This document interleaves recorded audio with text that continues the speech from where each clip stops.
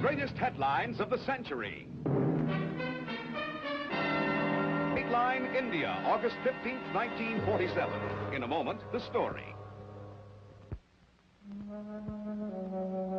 India's battle for independence from the British Empire had been a pressing problem since the early years of the 20th century. Mohandas K. Gandhi, spiritual leader of millions of Hindus, had waged a passive war for several decades before the negotiations were to take a favorable trend.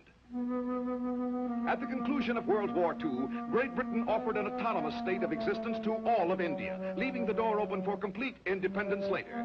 Gandhi and his protege Nehru met with the English delegation and declared that such a situation would be unsatisfactory. They demanded complete withdrawal of all British control. Then on March 14th, 1946, England offered complete independence. The years of unrest could now be brought to a close, but the problems facing such a course were many. The Asian country for centuries had been divided into two major religious groups, the Hindus and the Muslims. Now that complete freedom was within their grasp, the two religious philosophies clashed violently. Muhammad Ali Jinnah, head of the powerful Muslim League, argued for a separate Muslim state of Pakistan.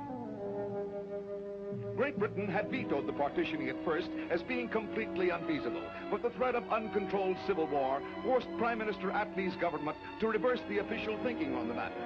February 20th, 1947 found Lord Mountbatten, a staunch advocate of partitioning, replacing Lord Wavell as the Viceroy of India. At the same time, in separate assemblies, the Muslim League and the Hindu Confederation finally accepted the British offer of independence of the two separate states of India and Pakistan. August 15th, 1947, found the partitioning going into effect. Almost 2 million people had to be evacuated from one state to the other, as the partitioning line found Muslims living in the Hindu state and Hindus residing in the new Muslim state. Hungry and homeless refugees set up housekeeping in the streets of the major cities. Bewildered, they waited helplessly for someone to take care of them. Violence flared up over the partitioning in both India and Pakistan. Traditional, centuries-old hatred between the two major faiths brought to a boil this dissension over the new boundaries and took a toll of countless lives. Although Pakistan had chosen complete independence from Britain, India chose complete sovereignty, with the symbolic retention of the king as a trademark of the free association of the Commonwealth members. The new Indian president, Rajendra Prasad, solemnly took his oath of office.